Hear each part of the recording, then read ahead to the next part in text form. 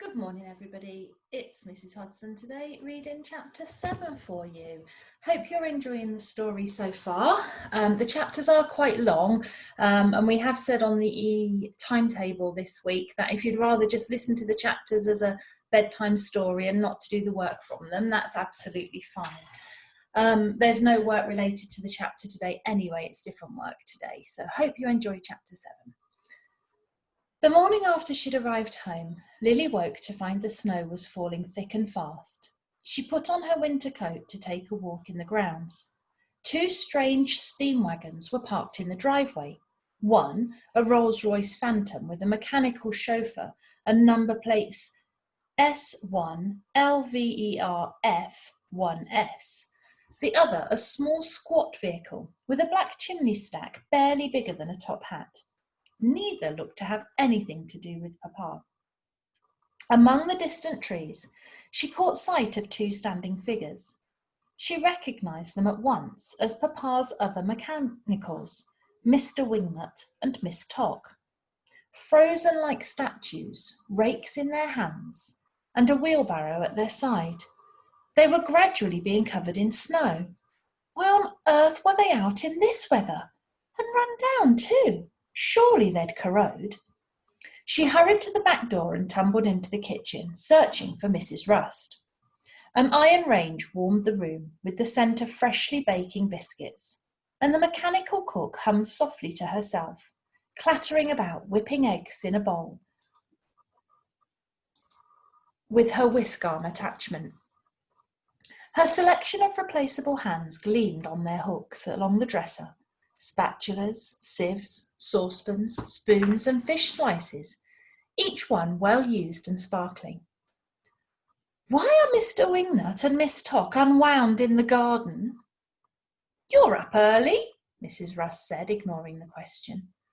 I didn't sleep very well, so I decided to take a walk. Lily clapped her gloved hands together to banish the cold. Tell me. Mrs. Rust looked sad. Madame sent them to clear up leaves yesterday, and when they froze halfway through the job, she refused to wind them, said it wasn't her business to follow round useless mechs making sure they worked. She only wound me to cook and Captain Springer to take her and collect her from the station. Before that, she had him locked in the cellar. Lily's eyes brimmed with tears. Can't we help them? She asked. I don't think so, dear. The old mechanical shook her head. Madame took all our winding keys as soon as your papa was gone. It's only been a day. He could still come back, make things better, couldn't he? Her head ached from thinking about it. Perhaps that's our job. Mrs. Rust took a wheezing breath. I know sometimes life can be painful, my tiger, but remember, if you can't change what's happened today, you must bide your time until you're strong enough to fight tomorrow. She set her bowl aside and held out a rack of biscuits. Here, have an almond thin. I made them special to put warmth in your belly. Thank you. Lily took one in her gloved hand and bit into it. The biscuit tasted delicious, but it was hot. She sucked air in through her teeth, waving a hand in front of her face. Steam and steel, Mrs. Rust clucked. I didn't realise they was still piping. Comes of having heat-proof fingers. But give it time, dear, and the hurt'll fade. I'd say the same to you about your papa if you'd let me. She set the rack of biscuits aside. We'd best save the rest of these for after breakfast. Yes, Lily said, we'd best. She slumped in a chair by the fire and put her feet on the fender, warming her boots. She tried not to dwell on the fates of the other mechs, or Malkin, or Papa. It was hard not to do, but something about this room made her feel safe from the bad in the world. Perhaps it was Mrs. Rust herself. She was so warm-hearted and understood everything Lily was going through, not like Madame. If you had to guess which of the two had feelings, Lily knew who she'd choose. Mrs. Rust swapped her whisk hand for a spatula from the dresser, clicking it into place. Stopwatches and spinning tops, she cried. I plumb clean forgot. Madame Verdigris wants to see you in the drawing room straight after breakfast. Lily gulped. It was as if she'd been summoned just for thinking ill of Madame. I wonder what she wants, she asked. Mrs. Rust gave a jittery shrug. By all that ticks, I've no idea. She's got some lawyer and another fellow with her. I think it's disgusting. Your father's barely been missing a day. The way she carries on, you'd suppose they already knew he was dead, rather than... She tailed off. Steam engines and stovepipes. I'm sorry, I didn't mean to... That's okay, Rusty. Lily picked at a fingernail and took a breath, holding in another sharp wave of sorrow. Why don't you tell me what else has been going on? The old mechanical took the kettle from the stove and poured a spurt of water into the pot to warm it. I'm all zeros and ones today, she lamented, spooning in the tea before filling the pot to the brim with water. Since Madame's been in charge, she's been snuffling in everyone's business. Thinks your father had valuables hidden in the house. Mrs. Rust laid some tea cakes on the stove top, pressing them down with her spatula hand. Even interviewed Captain Springer, Miss Tock and Mr. Wingnut yesterday morning. I could have told her they don't know anything. That's why she's let them wind down. But you do know something, Lily said. Canned springs and cold cream. I couldn't rightly say. Mrs. Rust gave her a darting, nervous look as she scraped up the tea cakes and buttered the browned underside of each. There were so many things your father was working on, but I doubt any of them was valuable enough for him to be disappeared for. She placed the plate of tea cakes in front of Lily. Eat up, my tiger. You don't want to face her upstairs on an empty stomach. Lily took the top off the marmalade jar and spooned some onto the warm bread. She felt lucky to be doted on, considering the way everyone else here had been treated. If Papa was around, he'd put a stop to it, but he wasn't, and it seemed his secrets were the reason everything had gone wrong in the first place. When she arrived in the drawing room, half an hour later, Lily found Madame already present, along with Mr. Sunder, a grey lawyer from the firm Rent and Sunder. Also present was a barrel of a man, who perched on the edge of his chair with his hat on his knees. His handsome, square-jawed face looked thinner and more lined than when she had last seen it. But it lit up immediately at the sight of her. Lily, he cried, there you are. Professor Silverfish, Lily broke into a broad smile. Yes, it's me. Her godfather stood and gave her an enormous bear hug. You've grown so tall. Have you still got those tin toys I brought you? She shook her head. They broke, I'm afraid. How? I took them apart to see how they worked. Professor Silverfish laughed. A girl after my own heart. He drew back and winced, and Lily heard a ticking coming from his chest. Speaking of hearts, the professor said, I'm afraid I've been most unwell, Lily. Carefully, he undid the buttons of his jacket, revealing a lumpy metal device buckled on over his shirt. Tubes from the device ran in and out of his chest. It's all right, he reassured her when he saw her look of horror. It's perfectly harmless. A clockwork prototype, a hybrid heart, nothing more. It keeps me from going completely kaput. Professor Silverfish ran a hand through his spray of white hair. Of course, it takes a lot of winding, like one of the mechanicals, what? And it means, in many ways, I am invalided. I cannot function as I used to. But still, I try my best. And I've come to see you, Lily, in your hour of need. Papa never told me you were so ill, Lily said. I just thought you'd gone away. Professor Silverfish's face fell. Yes, I missed your father in recent years, missed everyone. But I had to visit warmer climes for my health, for this. He tapped the contraption on his chest. I only wish I could have been here for you. With everything that's happened, your mother's death, and now John's disappearance. I hear you've been taken out of school, he trailed off. Lily took a deep breath. She was glad he'd stopped talking. The things he was saying and the horrible device only made her feel worse. Professor Silverfish seemed to sense her discomfort. I'm sorry, he said. He buttoned his jacket, muffling the loud tick of the device, and took a deep breath before sitting back down with a wince. Madame Verdigris, who had been conversing quietly with Mr. Sunder, gave a discreet cough. Bien, she said. If we might get the proceedings underway? Of course, Professor Silverfish nodded. Lily, why don't you take a seat? Lily sunk into Papa's old leather armchair in the centre of the room and watched Mr. Sunder sit down opposite her on the sofa. He produced a sheaf of documents from a folder in his lap and, shuffling them together, placed them on the table in front of him. Miss Hartman, since your father went missing yesterday, certain protocols have been taken into consideration. He did leave a letter with us concerning your welfare. If anything was to happen to him, I'm going to read it to you now. Mr. Sunder took out a pair of pince-nez and polished them with a spotted handkerchief. Lily waited for the worst, but only the soft tick of Professor Silverfish's heart machine and Madame's shallow, steady breathing filled the silence. Finally, Mr. Sunder perched his spectacles on his beaky nose and began to read. I, John Hartman, being of sound mind and body, do hereby set down my wishes regarding the future care of my daughter, Lily Grace Hartman. His cold words echoing round the room sounded most unlike Papa.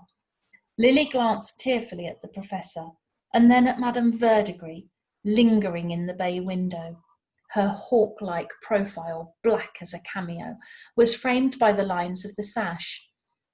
Madame turned and spoke impatiently to the lawyer. We know this. Skip to the important bit. Perhaps the young lady would like to... I said skip to the details. Right. Mr. Sunder gave an embarrassed cough. The terms. All patents, devices, and properties are to be held in trust for Lily, who will come into ownership on her 18th birthday. Mr. Hartman has stipulated that until then, Madame Verdigris is to be appointed guardian and trustee of the patents, to be informally advised by myself and the girl's godfather. He nodded to Professor Silverfish. What about Mrs. Rust? Lily asked. I thought Papa would have appointed her my guardian. Lily is right, Professor Silverfish said. And what of the other mechanicals who work for John? Captain Springer, Miss Tock, and Mr. Wingnut? He must have made some provision for them also. Mr. Sunder shuffled through the few short pages, his lips moving as he read the words. Finally, he turned them over as if he expected to find something on their blank side. I'm afraid not, sir. Miss? Beneath his spectacles, his eyes darted nervously to Madame. It would seem there are no clauses relating to mechanimals in this, document. Professor Silverfish leaned forward in his chair. Do you not think that odd, sir? Not in my experience, Mr. Sunder replied. Well, said Professor Silverfish, I do. I do too, Lily said. Papa loved his mechanicals as much as he loved me and Mamma. They're practically a part of our family, Mrs. Rust especially. After Mamma, she was the one who took care of me. I would have expected him at least to have thought about her. When death is preying on their mind, people do not always behave as they did in life, Miss Hartman, the lawyer said. Lily's heart kicked in her chest. Then you do think my papa is dead? Not at all, Mr. Sunder gulped. I'm merely hypothesizing. I mean, until he's found, or until he is pronounced, that's to say... He shuffled his papers in his hands nervously. Anyway, Miss Hartman, if you knew anything about legal matters, and being une enfant, Madame cut in, we wouldn't expect you to. Yes, quite, Mr. Sunder continued. Then you'd know mechanicals don't have the same rights as we humans do. He looked to Madame once more for help.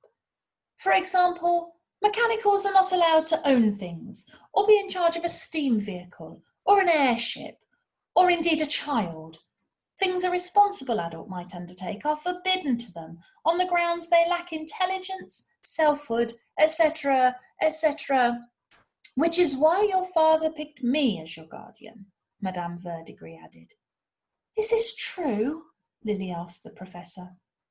I'm afraid so, he said. I never considered the legal side of things.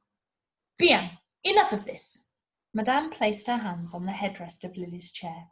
Let Mr. Sunder finish. He's a very busy man. Mr. Sunder, tell Lily about the other matter we discussed. Yes, Mum, but it's rather delicate. If I might speak to the adults alone first? Lily gave a pleading look to the professor. I think, he said, if it relates to Lily's rights, she should be present. We must respect... D'accord! The housekeeper cut him off. You may speak in front of the child, Mr. Sunder. I suppose the professor is right. There should be no secrets between us. She grasped Lily's shoulder and gave it a painful squeeze. As you wish. Mr. Sunder smoothed the tuft of greasy hair atop his head, playing for time. Ladies, Professor Silverfish, thanks to Professor Hartman's projects, the estate has accrued considerable debts over the years, more than his patents and holdings are worth. What do you mean exactly? Professor Silverfish asked. I mean, the money is insufficient to pay either for Lily's keep or to stay in this house. You see, Madame said to Lily, it is as I feared.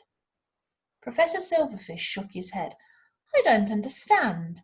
None of this seems possible. Surely John would have sold his patents if things were so bad. He'd have done everything in his power to make sure Lily was provided for. Perhaps he was less circumspect than you imagine, sir. Mr. Sunder took his glasses from his nose and polished them again vigorously with his handkerchief. What would you advise us to do? Madame asked. Mr. Sunder glanced between Lily and Madame, his gaze lingering on Madame. My advice to you, Miss Hartman, to your guardian, is to sell everything of value, mechanicals, devices, and then possibly even the building itself. You can't, Lily said. They're Papa's things, our things. It seems we've no choice, Madame Verdigris told her grimly. Lily couldn't believe it. There was always a choice, wasn't there? Isn't that what people said? If only she could persuade them. But then she saw the professor's resigned expression and the lawyer's solemn face. She turned and caught the brief, smug smile on Madame's lips and was shocked to realise that this horrible woman was now in charge of her life. Afterwards, while Madame showed Mr. Sunder to the door, Lily took Professor Silverfish aside. Please don't leave me alone with her, she begged. The professor's face dropped. I'm sorry, Lily. There's nothing I can do. It's your father's decree, and for the moment, I don't think it would be wise to go against it. Despite the fact I don't feel Madame Verdigris is entirely trustworthy. Lily shook her head. She isn't, she said. Mrs. Rust told me things about her, how she deliberately ran down the mechanicals yesterday, and she's gone through Papa's papers while he's been away. Really? Professor Silverfish looked shocked. Well, that doesn't sound like something she should be doing. No, Lily agreed. She took the professor's coat down from the hat stand and helped him as he wheezily struggled into it. Then she buttoned the front closed over his bulky mechanical heart. Professor Silverfish put on his top hat, tapping the rim until it sat comfortably on his head. If you like, he said finally, I can arrange to have John's things stored at the Mechanists' Guild. I'm sure it's something he would have wanted to help other researchers making new machines, but only if you're happy with such a decision, Lily. I'm happy with it, Lily said. They had reached the front door and she stared at Madame's poker straight back. The woman was standing on the driveway, waving to the lawyer as he puttered away in his little grey steam wagon. Good. The professor ruffled Lily's hair and stepped out into the cold. I want you to do one more thing for me. I want you to keep an eye on your guardian and report back on her movements. He took a card from his pocket and placed it in Lily's hand, closing her fingers around it. With the compliments of Professor Silverfish, makers of first-class mechanicals and mechanimals. 1 Riverside Walk, Chelsea. That might be 9 Riverside Walk, Chelsea. This is my new London address. You can write or telegraph any time to tell me how you're getting on, and if there's anything else, anything you need. He gave an embarrassed cough. I'm so sorry we've been out of touch for so long, Lily. I'd only recently returned to England when I heard the terrible news, and I felt it was imperative I come visit you. I'm very glad you did. She gave him one more hug. I do wish you and Papa hadn't lost contact. Well, it was understandable, really. Towards the end of his time in London, we had a falling out. About what? Oh, the business mostly. And because I was sick, I missed your mother's funeral, for which I don't think he ever forgave me. Professor Silverfish gave a start when he saw Madame Verdigris approaching up the steps of the porch. But now is no time to talk about that. Next time you're in London, you must visit me, and I'll tell you all about it. He folded his arms over the ticking machine on his chest. Right, I'm afraid I have to go. There are things I need to do for my health. I do hope they find your father, Lily. If you need advice or you have any further trouble with her, he nodded at Madame, then you must contact me right away. Thank you, I shall, and I shall keep this safe. Lily slipped the card into her pocket. See you do. The professor bent down and kissed her on the top of the head before striding away from the manor. As he passed Madame, he didn't even tip his hat. What was that about? She asked, but Lily brushed her aside and ran to the edge of the porch. She watched her godfather get into his Rolls-Royce Phantom steam wagon. Her last hope was leaving without her. When he was seated comfortably, the professor looked back and gave her a brief wave goodbye. Then he signalled to his mechanical chauffeur, and they drove off down the drive, making tracks in the deepening snow. So, more things unfurling here. Madame Verdigris is definitely up to something. Do we think that that letter from her father, from her papa, was real, or has Madame Verdigris made that up? And then it said something about her standing with a straight back. So that's a bit suspicious as well, isn't it? Because humans find it very difficult to stand with a completely straight back. So is that a little clue for us, or a little something for us to use our inference to make us think that perhaps she's not all she seems to be? Who knows? There are lots of things that we could be coming up with now, lots of predictions, but we do know for sure that Madame Verdigris is not a good character. So anyway, you have got chapter 8 tomorrow from Mrs. Gaines, and I hope you enjoy that one.